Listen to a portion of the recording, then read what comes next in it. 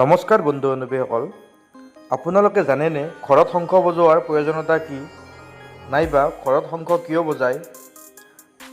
আনহাতে আপোনালোকে জানেনে গৰম চাহ খোৱাৰ পিছত পানী নাখায় কিয়? যদি নাজানে তেতিয়াহ'লে এই ভিডিঅ'টো শেষলৈকে চাব আৰু এই ভিডিঅ'টো আজি বহুত ইণ্টাৰেষ্টিং হ'ব, আপোনালোকে মিছ নকৰিব। মই আজি আপোনালোকৰ লগত এনেকুৱা ধৰণৰ 5টা তথ্য ডিছকাছ কৰিম, গতিকে বলক আমি ভিডিঅ'টো আৰম্ভ কৰোঁ। নাম্বাৰ 1, ঘৰত শংখ বজোৱাৰ প্ৰয়োজনীয়তা কি? আচলতে সন্ধিয়া শংখ ধ্বনি কৰিলে যিমান দূৰলৈকে এই ধ্বনি যায় সিমান দূৰলৈকে মাটিৰ ওচৰা ওচৰিকৈ থকা বিভিন্ন বেক্টেৰিয়া ধ্বংস হয়।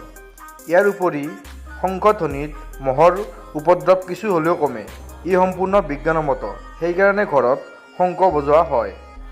2 নম্বৰ, পুৱা 5 বজাৰ আগত বিচনা এৰিব কিয় লাগে? আপোনালোকে কেতিয়াবা চিন্তা কৰিছেনে যে ৰাতিপুৱা 5 বজাৰ আগত আমি কিয় উঠিব লাগে? আচলতে সাধাৰণতে পুৱা সূৰ্যৰ ৰশ্মি আমাৰ ওচৰলৈ আহে 5 বজাৰ পাছতহে।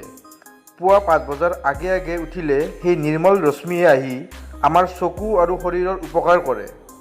দিনত কল কাৰখানাৰ ধোঁৱা ধূলি বালিয়ে বায়ু প্ৰদূষিত কৰে। ৰাতি গছে যিবোৰ অক্সিজেন এৰি দিয়ে তাৰ বিনিময়ত বায়ুমণ্ডল বিশুদ্ধ হৈ পৰে।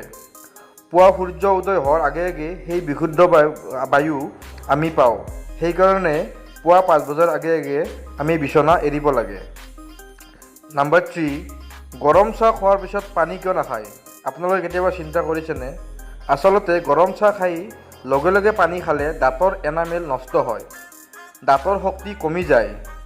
তদুপৰি দাঁতত পায়ৰিয়া ৰোগে আক্ৰমণ কৰে। সেইকাৰণে আমি গৰম চাহ খোৱাৰ পিছত পানী খাব নালাগে।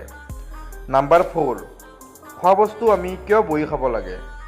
আচলতে যিকোনো বস্তু খাওঁতে আমি ধীৰে সুস্থিৰে খাব লাগে, কাৰণ যদি খোৱা বস্তু খাওঁতে হঠাৎ শ্বাসনলীত সোমাই যায় তেন্তে আমাৰ বিপদ ঘটিব পাৰে, আনকি কেতিয়াবা মানুহৰ মৃত্যুও হ'ব পাৰে।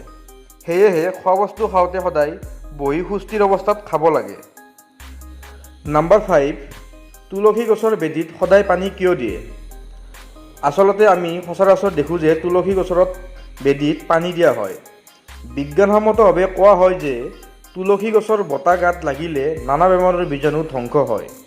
সেয়ে এনে উপকাৰী গছৰ গুৰিত পানী ঢালি জীয়াই ৰখাটো একান্ত প্ৰয়োজন। সেইকাৰণে তুলসী গছৰ বেদীত সদায় পানী দিয়া হয়। গতিকে ফ্ৰেণ্ডছ, এইকেইটাই আছিল আজিৰ তথ্য। আশা কৰোঁ আপোনালোকে এই তথ্যকেইটা জানি নিশ্চয় ভাল পাইছে, আৰু যদি ভাল পাইছে তেতিয়াহ'লে লাইক, কমেণ্ট আৰু ছাবস্ক্ৰাইব কৰিব নাপাহৰিব। ধন্যবাদ। জয় অসম।